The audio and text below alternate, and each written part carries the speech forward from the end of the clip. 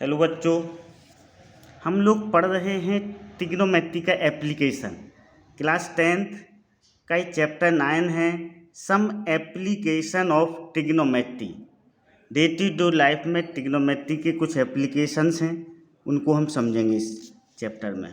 तो यहाँ पर 3 कंसेप्ट को हमें ध्यान रखना है। पहला line of sight, second angle of elevation और third angle of deviation, angle of depression, angle of depression. Okay, देखो तो लाइन ऑफ साइट को हम समझते हैं। किसी भी ऑब्जेक्ट को हम देखते हैं तो ऑब्जेक्ट और आई को ज्वाइन करने वाली जो लाइन होती है that is line of site. Object और आई को ज्वाइन करने वाली जो लाइन होती है that is line of site. ये यहाँ पर कोई पर्सन खड़ा हुआ है, उसकी आई ए सी क्या है, ऑब्जेक्ट है। अब यहाँ से उसने सी ऑब्जेक्ट को देखा तो सी ऑब्जेक्ट से आई को ज्वाइन करने वाली जो लाइन होगी वो लाइन ऑफ साइट होगी, ठीक ना। या तो ऑब्जेक्ट ऑब्जर्वर की अप साइड होगा या ऑब्जेक्ट ऑब्जर्वर के ब्लू साइड होगा। देखो तो जब ऑब्जेक्ट अप साइड हो ऑब्जर्वर की तो लाइन ऑफ साइट और हॉरिजेंटल लाइन के बीच में जो एंगल बनता है that is angle of elevation. देखो इस केस में ये कोई बिल्डिंग है, ये सी ऑब्जेक्ट है, उसका टॉप है। यहाँ कोई पर्सन है, इस पर्सन ने सी ऑब्जेक्ट को देखा तो ए से सी तक, ए और सी को ज्वाइन करने वाली जो लाइन होगी that is line of site. क्या होगी? लाइन ऑफ साइट होगी। और हॉरिजेंटल आई के हॉरिजेंटल से जो एंगल बनेगा लाइन ऑफ साइट और हॉरिजेंटल लाइन से जो एंगल बनेगा that is angle of elevation. इसे हम क्या बोलेंगे? एंगल ऑफ एलिवेशन बोलते हैं। ओके, तो एंगल ऑफ एलिवेशन के लिए ज़रूरी है कि जो ऑब्जेक्ट हो वो आई के अपसाइड हो, आई से ऊपर हो या हॉरिजेंटल लाइन के ऊपर हो, आई से पास होने वाली हॉरिजेंटल लाइन के ऊपर हो, अपर साइड हो ऑब्जेक्ट, तो क्या बनेगा? एंगल ऑफ एलिवेशन बनेगा। ओके, अब एंगल ऑफ डिप्रेशन पे आते हैं हम। तो देखो एंगल ऑफ डिप्रेशन कब बनेगा? जब जो ऑब्जेक्ट आई की हॉरिजेंटल लाइन से नीचे हो। सपोज करो ये कोई पर्सन खड़ा हुआ है, ये ऑब्जेक्ट है, पर्सन इस ऑब्जेक्ट को देख रहा है तो ये लाइन क्या हो जाएगी? आई से ऑब्जेक्ट को ज्वाइन करने वाली लाइन लाइन ऑफ साइट कहलाएगी। आई से एक हॉरिजेंटल लाइन खींचेगी, ये हॉरिजेंटल लेवल है, तो हॉरिजेंटल लाइन और लाइन ऑफ साइट के बीच में जो एंगल बनेगा that is angle of depression. क्या होगा? ये एंगल ऑफ डिप्रेशन होगा। एंगल ऑफ डिप्रेशन के लिए ज़रूरी है कि ऑब्जेक्ट पर्सन से नीचे हो, बिलो साइड हो, ओके, डाउन साइड हो। यहाँ पर ये देखो कोई पर्सन है तो ये हॉरिजेंटल लाइन होगी। क्या होगी? हॉरिजेंटल लाइन होगी। आई से ऑब्जेक्ट को ज्वाइन करेंगे तो ये लाइन ऑफ साइट होगी, तो ये वाला जो एंगल होगा that is angle of depression. तो एंगल ऑफ एलिवेशन और एंगल ऑफ डिप्रेशन में सिर्फ अंतर क्या है कि जब ऑब्जेक्ट ऑब्जर्वर के अपर साइड हो तो एंगल ऑफ एलिवेशन बनेगा, और जब ऑब्जेक्ट ऑब्जर्वर के डाउन साइड हो तो एंगल ऑफ डिप्रेशन बनेगा। क्या बनेगा? एंगल ऑफ डिप्रेशन बनेगा। Okay, understood? Clear? Okay, now exercise 9.1। A circus artist is climbing a 20-meter long rope which is tightly stretched and tied from the top of a vertical pole to the ground.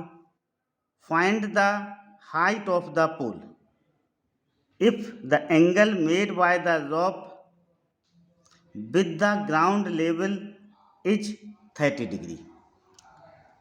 ये figure 9.1 this figure है। देखो ये रोप है आपकी, यहाँ पर person जा रहा है। अभी पर्सन हॉरिजेंटल से 30 डिग्री का एंगल बना रहा है और रोप का जो लेंथ है वो 20 मीटर है, तो हमें हाइट बताना है ए बी। ओके, देखो यहाँ पर in triangle A B C, A B क्या होगा? हाइपोटेन्यूस होगा। क्या होगा? हाइपोटेन्यूस होगा ए बी। ओके, और हमें परपेंडिकुलर को क्या करना है? फाइंड आउट करना है। हाइपोटेन्यूस इज गिवन, परपेंडिकुलर हमें फाइंड आउट करना है। तो देखो हम किस तरह से फाइंड आउट करेंगे समझिएगा। देखो first in triangle A B C, in triangle A B C sine 30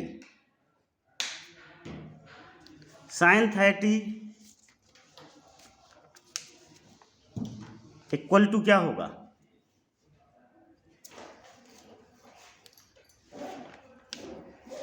sign 30 क्या होता है, परपेंडिकुलर अपॉन बेस होता है, या अपोजिट साइड्स। देखो अपोजिट साइड अपॉन क्या होता है, हाइपोटेन्यूस होता है, अपोजिट साइड्स अपॉन हाइपोटेन्यूस, ये साइन होता है। देखो 30 डिग्री के सामने जो अपोजिट वाली साइड है जो कि परपेंडिकुलर कहलाएगी, कितना है ये परपेंडिकुलर दिया हुआ है। साइन 30 की वैल्यू पहले हम लिखेंगे यहाँ पर 1/2, अपोजिट साइड्स क्या हो जाएगी, ए बी हो जाएगी, और हाइपोटेन्यूस क्या हो जाएगा, ए सी हो जाएगा, हाइपोटेन्यूस क्या हो जाएगा, ए सी हो जाएगा। एंगल के जो अपोजिट साइड्स ए बी है यहाँ पर जो कि परपेंडिकुलर कहलाता है, हाइपोटेन्यूस 90 डिग्री के सामने वाली साइड क्या कहलाती है, हाइपोटेन्यूस कहलाती है। तो 20 सेंटीमीटर दिया हुआ है, ए सी हाइपोटेन्यूस हो गया, ए बी क्या हो गया, परपेंडिकुलर हो गया। साइन 30 की वैल्यू क्या होती है, 1/2 होती है साइन 30 की वैल्यू। तो इस वैल्यू को हम यहाँ पर रखते हैं, this is 1/2 A B upon 20। तो हमें ए बी की वैल्यू निकालना है, किसकी वैल्यू निकालना है, ए बी की। तो ए बी इक्वल टू हो जाएगा 20/2 equal to 10 metre.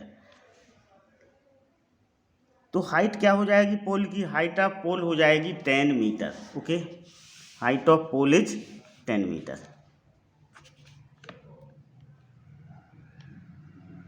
Height of pole equal to क्या हो जाएगा, 10 मीटर। ये अपना फाइनल आंसर हो जाएगा। Okay, understood, clear. Now second numerical,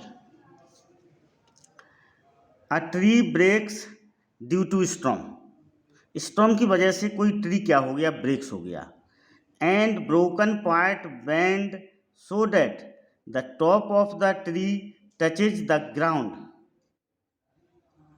making angle 30 degree with it. देखो इसका डायग्राम इस तरह से बनेगा। सपोज करो ये कोई ट्री है, ठीक है, ये कोई ट्री है, ये आपका ट्री है, ये ए है, ये बी है और ये सी है, ये ट्री है, ठीक है। अब ये टूट जाता है, यहाँ बी से टूट गया, सपोज करो ऐसा टूट गया, जो ए है और जो बी है, और सी ग्राउंड को क्या कर रहा है, टच कर रहा है। ये आपका क्या है, ग्राउंड है, ऐसा ग्राउंड को सी क्या पोर्शन कर रहा है, टच कर रहा है। इस तरह से ब्रेक हो गया पेड़। ओके, इतना ए से सी था, तो ये ब्रेक हो गया और सी वाला हिस्सा कहाँ टच करने लगा, ग्राउंड में। Okay, clear. अब touches the ground making an angle 30 degree with it, और ग्राउंड से वो 30 डिग्री का क्या बना रहा है, एंगल बना रहा है। ग्राउंड से 30 डिग्री का एंगल बना रहा है। और the distance between the foot of the tree to the point where the distance कितनी है ट्री की।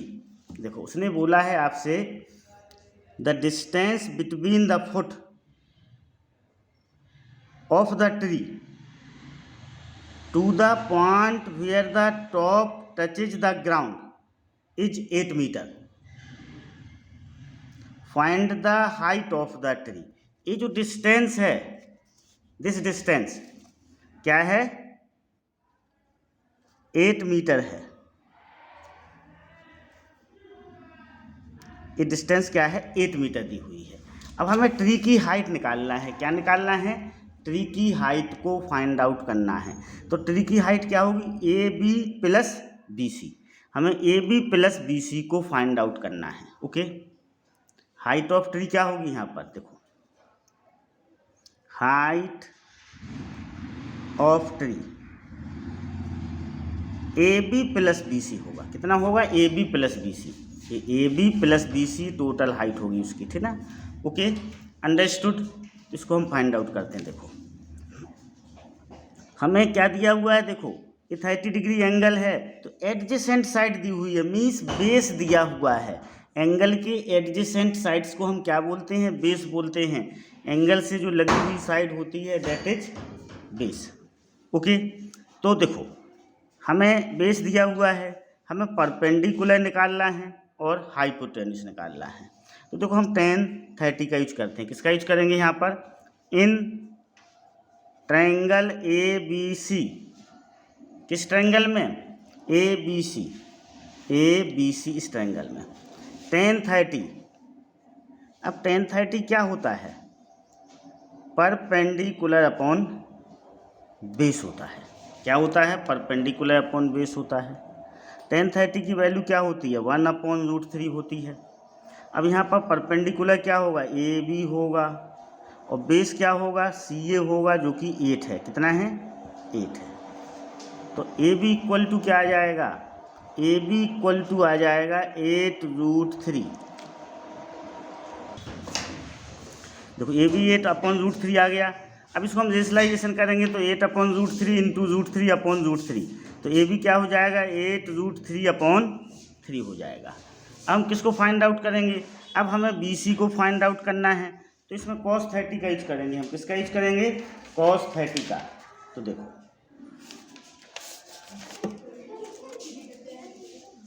cos 30,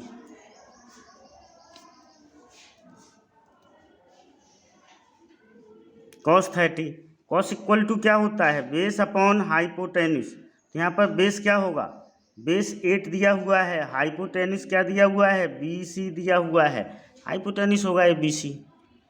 तो cos 30 की वैल्यू √3/2 होती है। कितनी होती है cos 30 की वैल्यू, √3/2।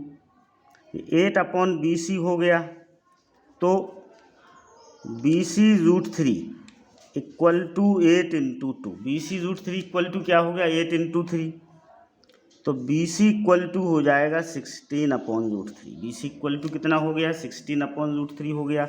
इसका हम रेशनलाइजेशन करेंगे तो 16/√3 इंटू √3/√3, दिस इज 16√3/3 हो गया। अब हाइट ऑफ ट्री पूछा है उसने, क्या पूछा है, हाइट ऑफ ट्री, ठीक ना, हाइट ऑफ ट्री पूछा है। तो देखो हाइट ऑफ ट्री क्या है, A B plus B C है। अब ए बी की वैल्यू हमने क्या निकाली, ए बी की वैल्यू निकली 8√3/3, बी सी की वैल्यू क्या निकली 16√3/3, ए बी सी की वैल्यू निकली। अब इन दोनों को हम ऐड करेंगे तो कितना हो जाएगा, 24√3/3 हो जाएगा। तो 3 से कैंसिल हो जाएगा 8, तो 8√3, ओके 8√3 मीटर क्या हो जाएगी, हाइट ऑफ ट्री हो जाएगी। अब √3 की वैल्यू 1.732 होती है, तो इसका हम मल्टीप्लाई किए लेते हैं।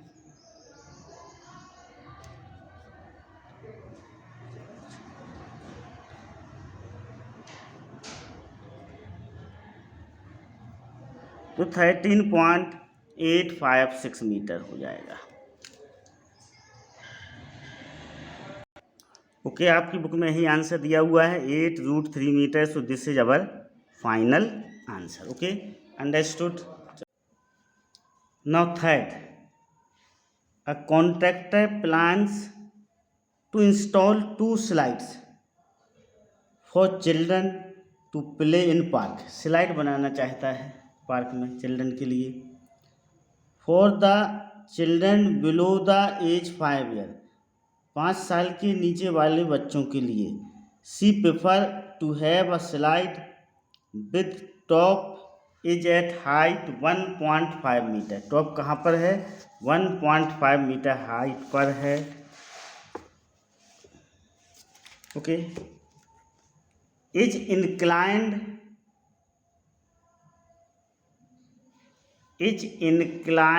to an angle 30 degree to the ground, 30 degree to the ground. इस तरह का वो बनाना चाहता है कि उसकी हाइट कितना है, ये हाइट है 1.5 मीटर, और इस स्लाइड जो है वो ग्राउंड से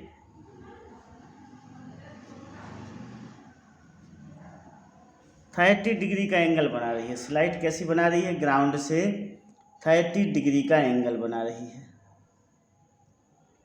ओके, नेक्स्ट केस में क्या है, where's for elder children she want to have a steep slide at a height of 3 metre and inclined angle is 60 degree. Elder के लिए हाइट कैसी है, 3 मीटर है, और ये एंगल कितना है, 60 डिग्री है। इस तरह से this angle is 60 degree. Find the what should be the length of the slide in each case.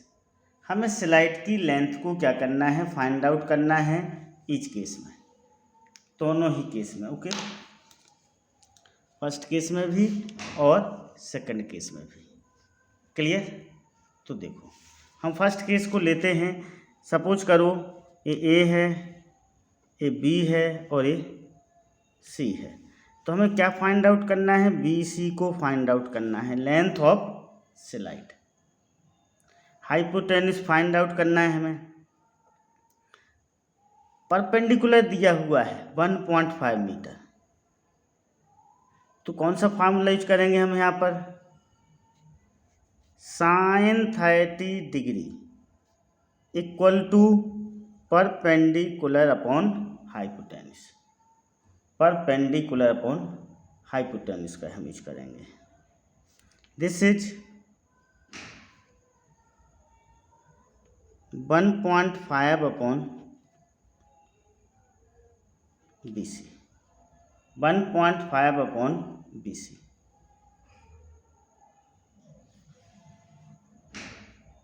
This is 1/2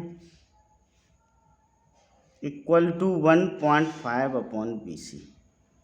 this is BC equal to 2 into 1.5, BC equal to 3 metre. कितना हो जाएगा, slide 3 metre हो जाएगा।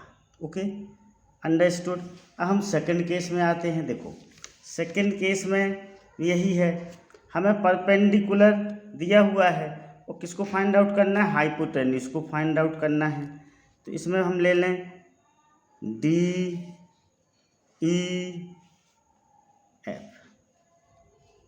ठीक ना। तो देखो, in triangle DEF sine 60, this is perpendicular upon hypotenuse. Sine 60 की वैल्यू क्या होती है, √3/2 होती है। परपेंडिकुलर कितना दिया हुआ है, 3 दिया हुआ है। हाइपोटेन्यूज कितना है, EF है। तो हमें EF को क्या करना है, फाइंड आउट करना है। क्रॉस मल्टीप्लिकेशन करेंगे हम। तो देखो, EF √3 इक्वल टू क्या हो जाएगा, 6 हो जाएगा। EF equal to 6 upon √3। अब हम इसका रेशनलाइजेशन करेंगे। EF equal to 6 upon √3 into √3 upon √3। तो this is 6 √3 upon 3। So this is EF equal to 2√3, EF equal to 2√3 metre.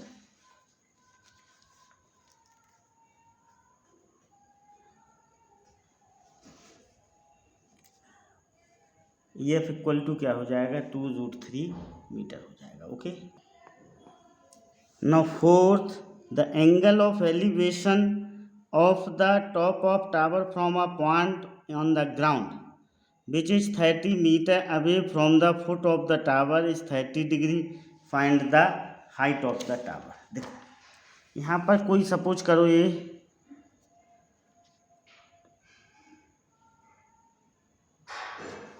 Tower है कोई, ठीक है, ग्राउंड से 30 मीटर पर, सपोज करो 30 मीटर है, तो यहाँ से इसका एंगल ऑफ एलिवेशन क्या दिया हुआ है, 30 डिग्री दिया हुआ है। दिस इज सॉरी सिक क्या दिया हुआ है, 30 डिग्री दिया हुआ है। ओके, तो ए बी क्या हो गया, कोई टावर हो गया। ए कितना दिया हुआ है, 30 मीटर दिया हुआ है। ए बी इसको सी ले लें, ठीक ना, ये दिया हुआ है आपको। The angle of elevation of top of tower from a point on the ground which is 30 metre away from the foot of the tower। ये क्या है, foot of the tower है। यहाँ से 30 मीटर डिस्टेंस पर एंगल ऑफ एलिवेशन, यहाँ से कोई पर्सन देखता है इस बी पॉइंट को, तो लाइन ऑफ साइट और हॉरिजेंटल के बीच का एंगल कितना है, 30 डिग्री का एंगल बना रहा है। अब यहाँ पर हमें बेस दिया हुआ है और परपेंडिकुलर पूछा है, तो हम यहाँ पर 10 का यूज करेंगे। किसका यूज करेंगे, 10 का। इन ट्रायंगल ए बी सी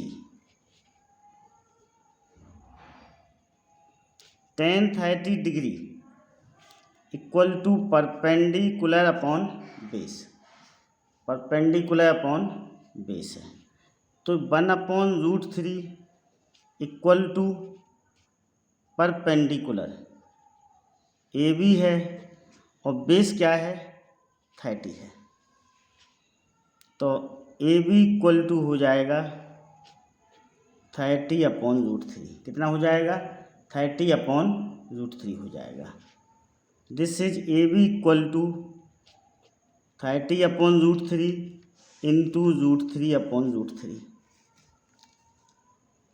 तो दिस इज 10√3। √3 इंटू √3 क्या होता है, 3 होता है, 3 से 30 कैंसिल होगा तो 10√3 metre. This is our final answer हो जाएगा। Okay, understood. तो this is the question number 4 का सॉल्यूशन है। अब आइएगा 5th पर। Question number 5, a kite is flying at a height 60 metre above the ground.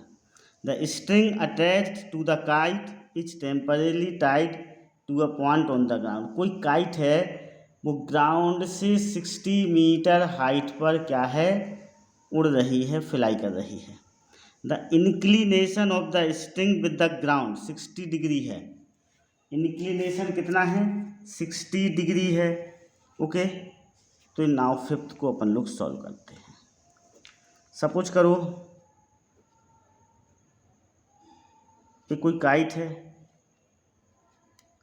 जो कि इस 60 मीटर हाइट पर क्या है, किस हाइट पर उड़ रही है, 60 मीटर हाइट पर। This height is 60 metre. String ground के साथ कितने डिग्री का एंगल बना रहा है, स्ट्रिंग ग्राउंड के साथ बना रहा है 60 डिग्री का एंगल। हमें लेंथ फाइंड आउट करना है काइट की। क्या फाइंड आउट करना है, सपोज करो इसको हम ए पॉइंट ले लें, इसको बी ले लें, इसको सी ले लें, तो हमें ए सी को फाइंड आउट करना है। किसको फाइंड आउट करना है, ए सी को फाइंड आउट करना है, ठीक ना। ये आपकी सपोज करो ये है हाइट आपकी, इसको यहाँ पर ले लें हम हाइट, दिस वन इज, ठीक ना, दिस वन ले लें हम, इसको ले लें हाइट, ये ले लें बी, ठीक ना। ओके, यहाँ से यहाँ तक का डिस्टेंस कितना है, 60 मीटर दिया हुआ है। कितना दिया हुआ है, 60 मीटर। तो हमें हाइपोटेनस पता करना है, तो हम साइन 60 लेंगे। साइन बराबर क्या होता है, परपेंडिकुलर अपॉन हाइपोटेनस। यहाँ पर परपेंडिकुलर क्या होगा, 60 होगा, और हाइपोटेनस क्या होगा, AC होगा। साइन 60 की वैल्यू क्या होती है, साइन 60 की वैल्यू होती है √3/2। क्या होती है, √3/2। This is 60/AC। तो ए सी इक्वल टू हो जाएगा 60 into 2/√3। A C equal to 60 into 2/√3। तो A C equal to 120/√3 into √3/√3। This is 40√3 metre. क्या है? 40√3 मीटर क्या है? आंसर है।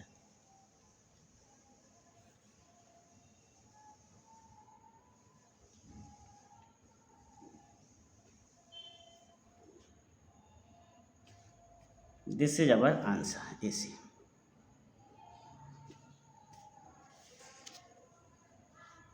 Okay, understood.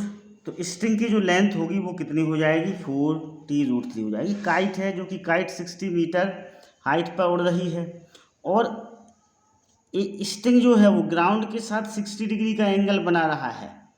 तो ये आपका हाइपोटेन्यूस हो जाएगा, ये परपेंडिकुलर होगा। क्या होगा? परपेंडिकुलर। ओके, और तो यहाँ पर हमने इस ट्रायंगल में sin 60 का यूज किया, तो P/H होता है। P कितना दिया हुआ है? 60 दिया हुआ है। H क्या है? AC। आप यहाँ पर उस ये पॉइंट को यहाँ पर लेना ज़्यादा उचित रहेगा, ठीक ना। तो AC हो गया। Okay, understood. 60/AC। अब sin 60 की वैल्यू √3/2 होती है, तो √3/2 इक्वल टू 60/AC। 60/AC। हम क्रॉस मल्टीप्लिकेशन करेंगे तो ये हो जाएगा आपका, क्या होगा ये? This is AC √3 equal to 60 into 2। तो AC इक्वल टू 60 इंटू 2/√3। तो AC इक्वल टू क्या हो जाएगा? 120/√3, फिर √3 into √3। This is 40√3 metre. Okay, understood. So this is our final answer. Okay, question number 6, NCERT exercise 9.1। 1.5 meter tall boy is standing at some distance from a 30 meter tall building। Suppose करो ये कोई building है, ये कोई building है आपकी। Okay, 30 metre height है इस बिल्डिंग की। ओके, ऐसा बोला गया है। द एंगल ऑफ अच्छा, सपोज करो यहाँ पर ये बॉय खड़ा हुआ है, ये बॉय है आपका, this one is boy. Okay, this is 1.5 metre height है उसका, सपोज करो। ओके, अब यहाँ से जो एंगल ऑफ एलिवेशन है वो कितना दिया हुआ है? 60 डिग्री दिया हुआ है एंगल ऑफ एलिवेशन। नहीं, दिस इज 30 डिग्री। कितना दिया हुआ है? 30 डिग्री। देखो, the angle of elevation from his eye to the top of the building increases from 30 degree to 60 degree. ये 30 डिग्री था, अब वो कुछ डिस्टेंस चला, सपोज करो यहाँ पर आ गया, यहाँ पर आ गया। ये उसने कितना डिस्टेंस कवर किया? सपोज करो बाय डिस्टेंस कवर किया। ओके, तो एंगल ऑफ एलिवेशन कितना हो गया? एंगल ऑफ एलिवेशन 60 डिग्री हो गया। एंगल ऑफ एलिवेशन कितना हो गया? 60 डिग्री हो गया। Okay, the angle of elevation from his eye to the top of the building increases from 30 degree to 60 degree. तो पहले 30 था, अभी 60 डिग्री हो गया। ओके, सपोज करो यहाँ से यहाँ तक का डिस्टेंस कितना है? x है। ये डिस्टेंस कितना है? x है। ओके, अब हम इनको चाहें तो कुछ पॉइंट दे लें, this is A, this is B and this is C। अब देखो BC डिस्टेंस कितना होगा? BC डिस्टेंस होगा 30 minus 1.5, so this is 28.5। This is the distance of BC। कैसे निकलेगा? BC डिस्टेंस निकलेगा 30 माइनस 1.5 इक्वल टू 28.5 से निकलेगा। ओके, किससे निकलेगा? 28.5 से डिस्टेंस निकलेगी। अब देखो, in triangle ABC, this triangle ABC, okay, in triangle ABC ले लिया आप लोगों ने। tan 30 degree perpendicular upon 20, perpendicular upon 20। तो देखो इसमें परपेंडिकुलर क्या होगा, BC होगा, परपेंडिकुलर क्या होगा, BC होगा, और बेस क्या होगा, AB होगा। तो दिस इज 28.5 अपॉन x, अभी 1/√3 इक्वल टू 28.5 अपॉन x। तो देखो क्रॉस मल्टीप्लिकेशन होगा, 1 का x से इंटू होगा तो ये x होगा, इसका इससे इंटू होगा। दिस इज 28.5√3, ये x की वैल्यू आ गई। ओके, नाउ इन ट्रायंगल, इसको सपोज करो हम D पॉइंट ले लें यहाँ पर, इन ट्रायंगल DBC tan 60, तो tan 60 इक्वल टू 28.5 अपॉन, ये हो जाएगा आपका, अब यहाँ से यहाँ तक की डिस्टेंस x माइनस बाई होगी क्योंकि हमने इसको बाई माना है, तो कितना हो जाएगा, x माइनस बाई होगी ये डिस्टेंस। ओके, कितनी होगी, x माइनस बाई।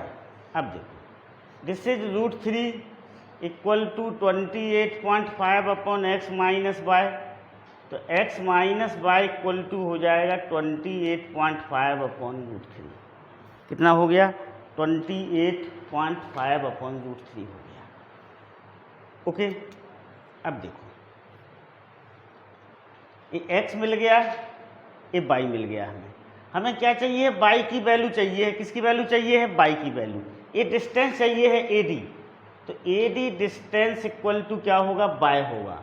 और y कैसे निकलेगा, y की जो वैल्यू निकलेगी वह निकलेगी x में से, x माइनस y घटा देंगे, x में से इस वाली यहाँ से लेके यहाँ तक, देखो हम इसको ऐसा लिख लें, AD इक्वल टू y हो गया।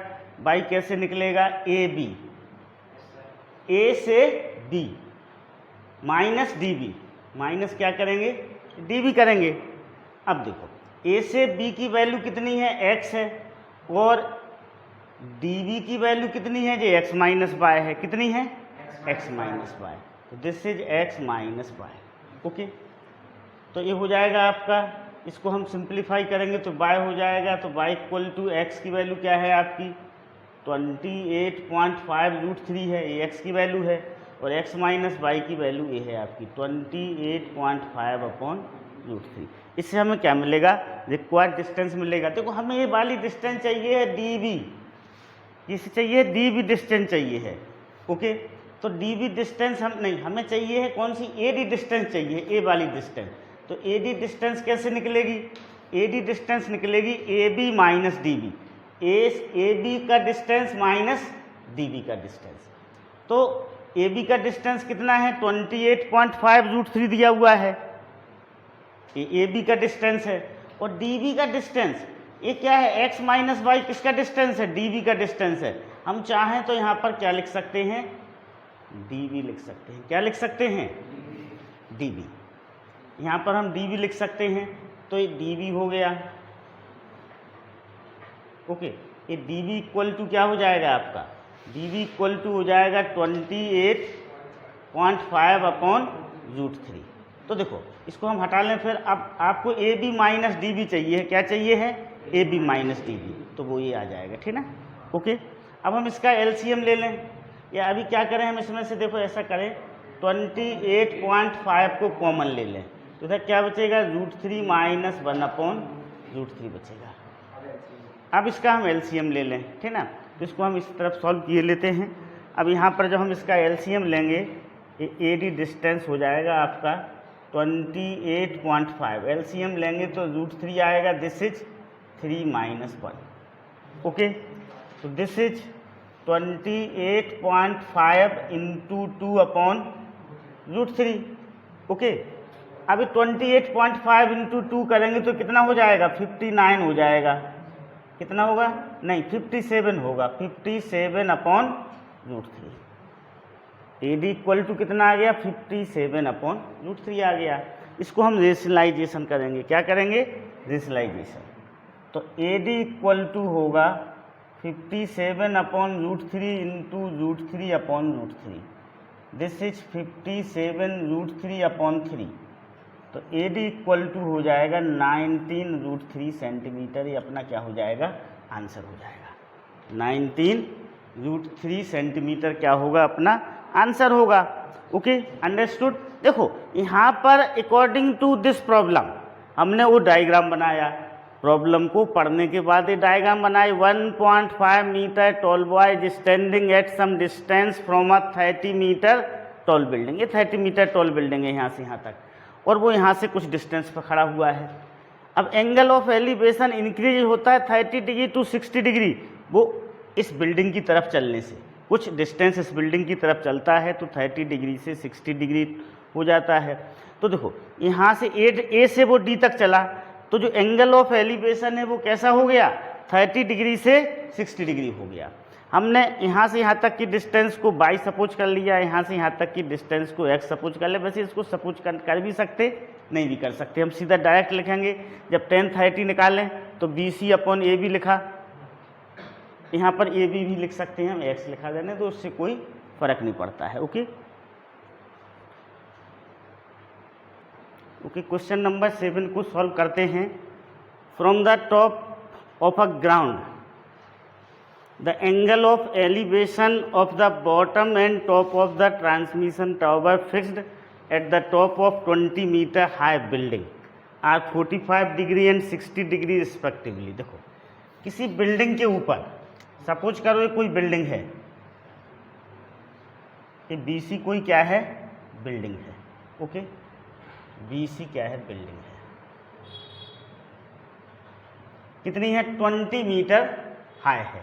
इसकी जो ऊंचाई है वो कितनी है, 20 मीटर हाई है। इस बिल्डिंग के ऊपर एक ट्रांसमिशन लाइन, एक पोल खड़ा हुआ है ऐसा, इस बिल्डिंग के ऊपर। Okay, top of the transmission tower fixed at the top of the 20 metre high building are 45 degree and 60 degree respectively. यहाँ से ये एंगल कितना है, 45 डिग्री है, दिस वन, और टॉप का एलिवेशन कितना है, this is 60 degree, this is 60 degree. Okay, अब सपोज करो ये ए पॉइंट है, ये डी पॉइंट ले लो आप, ठीक है, अंडरस्टूड। तो जो टावर की लेंथ क्या होगी, डी भी होगी टावर की हाइट। ओके, हम सपोज करें कि ये एच है, कितनी है, एच है। Okay, let height of tower equal to H suppose कर लिया हमने। अब देखो हम यहाँ पर ट्रिग्नोमेट्री का यूज करें। अब देखो in triangle ACD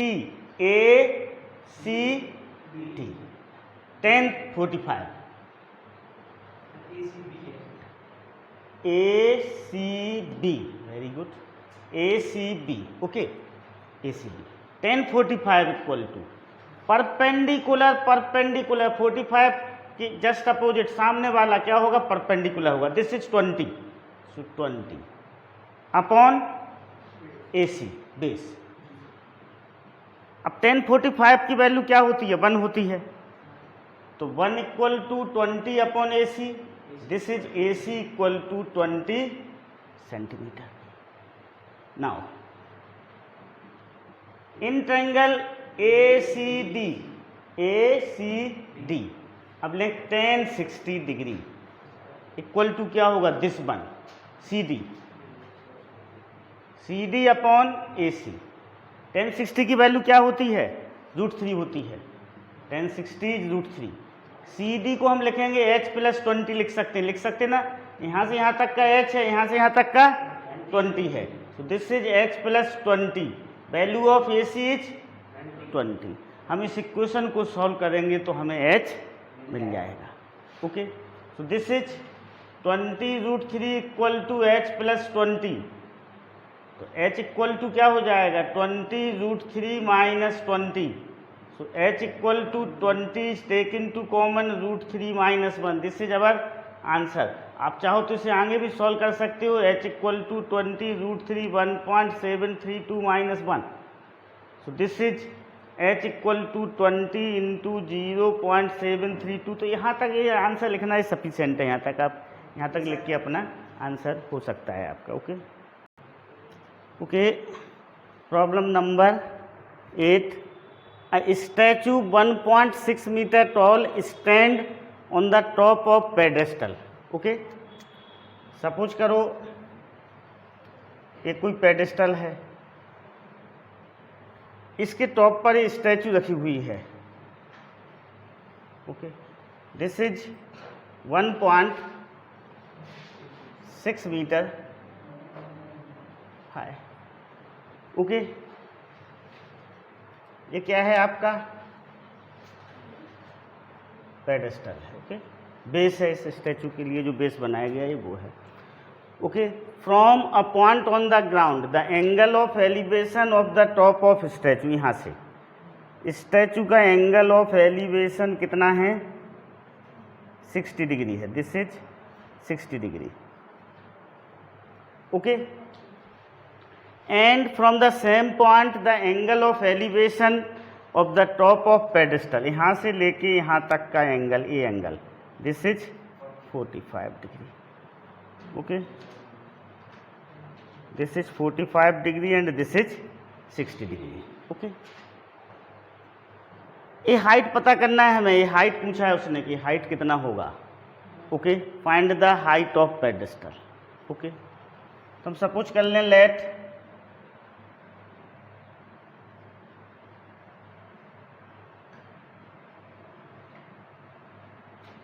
S suppose कर लिया, पेडेस्टल की हाइट कितनी है एच है। इनको हम कुछ नाम दे लें, सपोज करो ये स्टैचू ए बी है, कितनी है ए बी। ओके, ये सी ले लो, ये डी ले लो। हमें क्या फाइंड आउट करना है, बी डी फाइंड आउट करना है। बी डी की हाइट सपोज करो एच है, एच ले लें हम, कोई बुराई नहीं है लेने में। ओके, अब देखो in triangle C D B, C D B. Okay, 1045, this is the 1045 perpendicular upon base. Perpendicular क्या है बी डी है, बेस क्या है सी डी है। इसको हम एच अपॉन सी डी ले लें, ये 1 होता है तो 1 equal to H upon C D, तो H equal to C D हो जाएगा या C D equal to H हो जाएगा। Okay, understood. अब in triangle C D A 1060 degree perpendicular A D upon base C D. Okay, A D की जगह हम क्या लिख सकते हैं 1.6 प्लस एच लिख सकते हैं ना ए डी की जगह। This one is 1.6, this one is H, और इस सी डी की जगह फिर एच लिख सकते हैं हम। तो ये क्या हो जाएगा √3 equal to 1.6 plus H upon H. तो this is H √3 equal to 1.6 plus H. Okay, अब H √3 minus H equal to 1.6। Okay, H को हम कॉमन ले लें, तो एच √3 माइनस 1 इक्वल टू 1.6, तो H equal to 1.6 upon √3 minus 1। अब देखो इसे हमें रेशनलाइजेशन करना पड़ेगा। रेशनलाइजेशन क्यों करना पड़ेगा कि डिनोमिनेटर में रेशनल नंबर नहीं लेंगे, हम डिनोमिनेटर में रेशनल नंबर ही लेंगे। इसको हम यहाँ पर किए लेते हैं इस तरफ, ठीक ना।